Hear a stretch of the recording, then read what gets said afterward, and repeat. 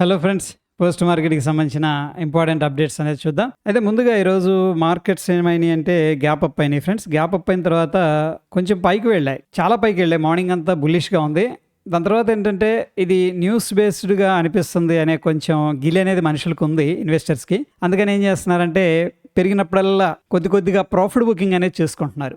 అందుకని మార్కెట్ అనేది కిందకి రావడం జరుగుతుంది. సరే, గ్లోబల్గా మార్కెట్స్ ఎలా ఉన్నాయి అనేది ఒకసారి చూద్దాం. యూఎస్ మార్కెట్స్లో వోలటాలిటీ కంప్లీట్గా తగ్గిపోయింది. అంటే ఇది మనం పాజిటివ్గా తీసుకోవచ్చు. ఎప్పుడైతే వోలటాలిటీ అనేది సిగ్నిఫికెంట్గా రైజ్ అవుతుందో దాన్ని మనం ఫీర్ కింద కన్సిడర్ చేసుకుంటాం, లేదా పెద్ద పెద్ద మూవ్స్ అనేది మనం ఎక్స్పెక్ట్ చేస్తాం. ప్రస్తుతానికి ఏంటంటే S&P 500 వీక్స్ అంటే యూఎస్కి సంబంధించిన వోలటాలిటీ అనేది మార్కెట్కి సంబంధించిన వోలటాలిటీ తగ్గిపోయిందని చెప్పేసి క్లియర్గా తెలుస్తుంది.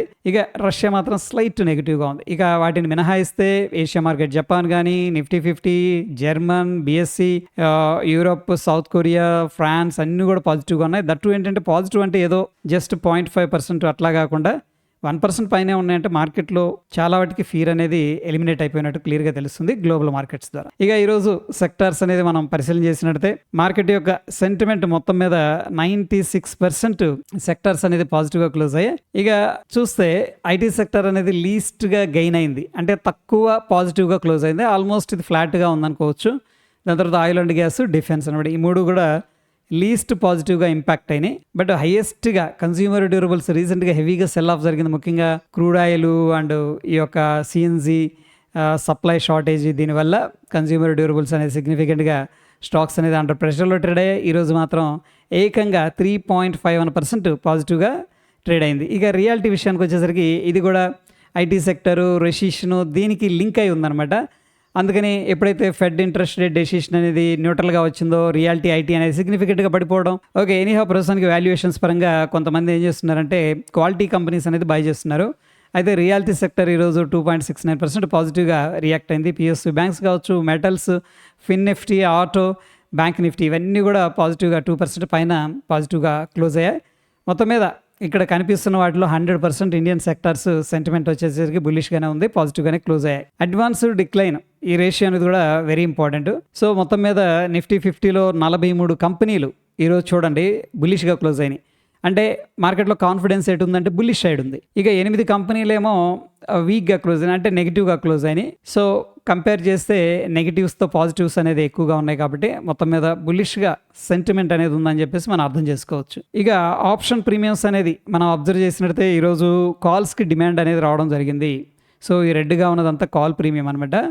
అయితే మార్నింగ్ నుంచి కూడా పుట్ ప్రీమియమ్స్ అనేది తగ్గుతూ వచ్చింది. ఎందుకంటే మార్కెట్ పైకి వెళ్తుంది కదా, కాల్స్కి ఏమో డిమాండ్ వచ్చింది, పుట్స్కి ఏమో సప్లై వచ్చేసింది. అందుకని పుట్స్ ప్రీమియమ్స్ అనేది సిగ్నిఫికెంట్గా డ్రాప్ అయినాయి. సో మొత్తం మీద స్టిల్ ఎండ్ ఆఫ్ ద డేకి కూడా మనం పరిశీలన చేసినట్లయితే కాల్స్లో కొంత అక్యుములేషన్ జరుగుతుందని చెప్పేసి తెలుస్తుంది. ఎందుకంటే ఎండ్ ఆఫ్ ద డేకి మార్కెట్ అనేది నెగిటివ్గా డ్రాప్ అయింది, బట్ స్టిల్ కాల్ యొక్క ప్రీమియమ్స్ అనేది స్టేబుల్గా ఉన్నాయి. రైట్, ఫ్యూచర్స్కి సంబంధించిన హీట్ మ్యాప్ అనేది పరిశీలన చేసినట్లయితే ఈరోజు లాంగ్ బిల్డప్లో 77 కంపెనీలు వచ్చినాయి. సో టోటల్గా 206 కంపెనీలు ఉన్నాయి అనమాట ఫ్యూచర్ అండ్ ఆప్షన్స్లో.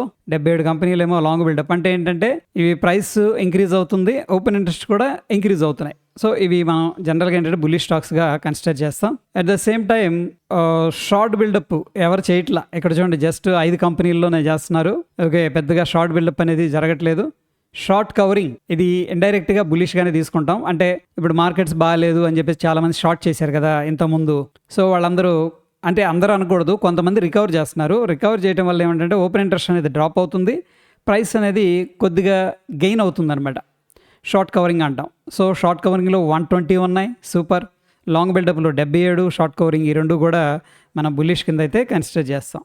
ఇక లాంగ్ అన్వైండింగ్, అంటే లాంగ్స్ అనేది ఎవరైతే హోల్డ్ చేస్తున్నారో వాళ్ళు ఎగ్జిట్ అవుతున్నారు అనమాట. అందరు కాదు, కొంతమంది. So based on the open interest and price ప్రకారం ఈ యొక్క మన అనాలిసిస్ అనేది చేయడం జరుగుతుంది.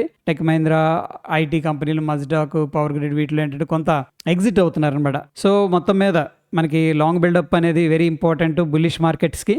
షార్ట్ కవరింగ్ అనేది ఇంపార్టెంట్. ఈ రెండింటిని మనం బుల్లిష్గా కన్సిడర్ చేస్తాం. సో ప్రస్తుతానికైతే ఫ్యూచర్స్ హీట్ మ్యాప్ అనేది బుల్లిష్ సెంటిమెంట్ అనేది చూపిస్తుంది. ఇక పుట్ కాల్ రేషియో అనేది మనం పరిశీలన చేసినట్లయితే put call ratio end of the డేకి 1.251 అనేది ఉంది.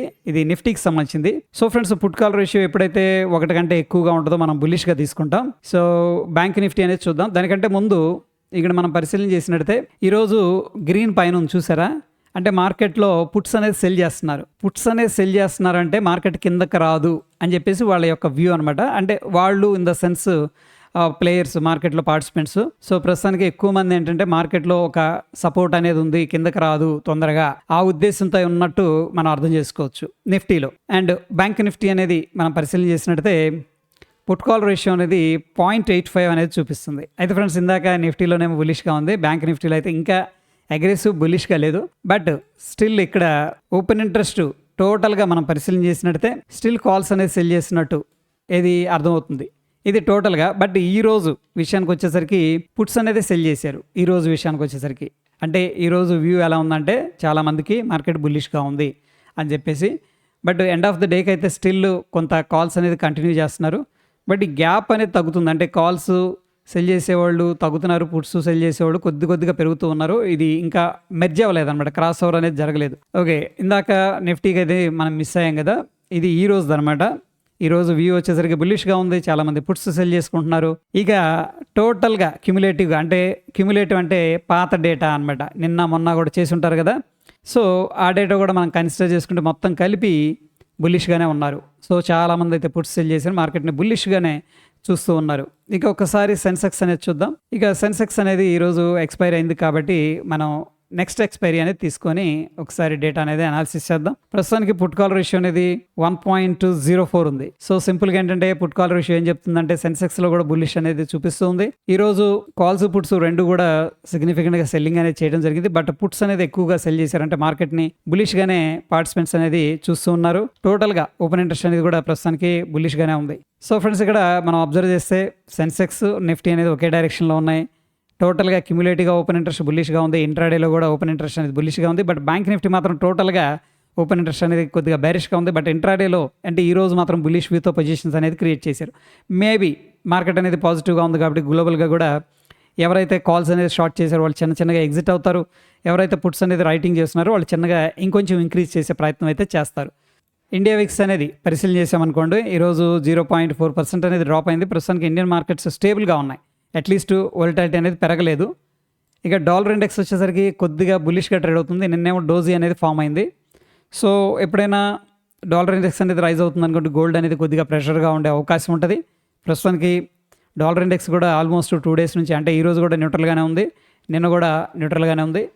ఇక యుఎస్ మార్కెట్స్ ముఖ్యంగా Dow Jones industrial average futures అనేది మనం పరిశీలన చేసినట్టే ప్రస్తుతానికి కొద్దిగా బుల్లిష్గా ట్రేడ్ అవుతుంది, 120 పాయింట్లు అప్రాక్సిమేట్గా. ఇక నిఫ్టీ అనేది ప్రీవియస్గా ఏదైతే లో ఉందో ఆ లోకి అయితే వెళ్ళలేదు. ఎవ్రీడే గ్యాప్ అప్ అవడం, అక్కడ నుంచి ఎంతో కొంత గ్రీన్లో క్లోజ్ అవడం. ఈ రోజు అయితే డిఫరెంట్గా ఉంది, గ్యాప్ అప్ అయింది అండ్ సాలిడ్గా కూడా క్లోజ్ అయింది. ప్రతిసారి ప్రీవియస్గా ఎలా ఉండేదంటే గ్యాప్ అప్ అవడం, అక్కడ నుంచి సెల్లింగ్ అనేది జరుగుతూ ఉండేది. బట్ ఈరోజు మనం ఓపెనింగ్ నుంచి కూడా లో లాగా ఉంది.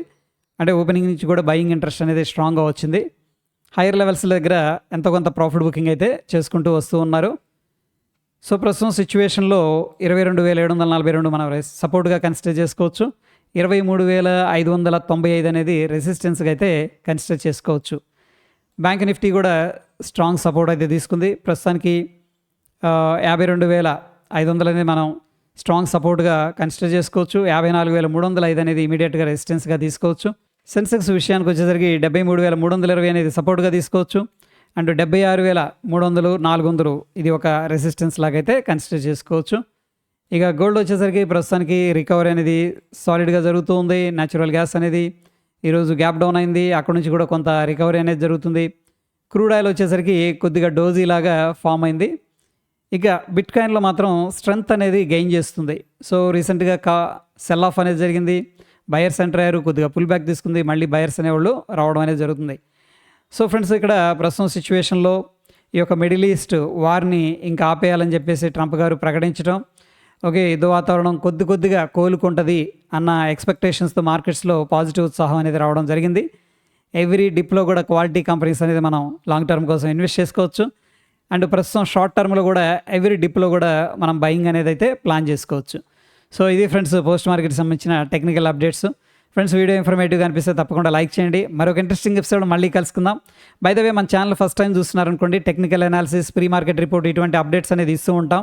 చూడండి, నచ్చిందనుకోండి తప్పకుండా సబ్స్క్రైబ్ చేసుకోండి, పక్కనే ఉన్న బెల్ బటన్ కూడా ప్రెస్ చేయండి. ధన్యవాదాలు.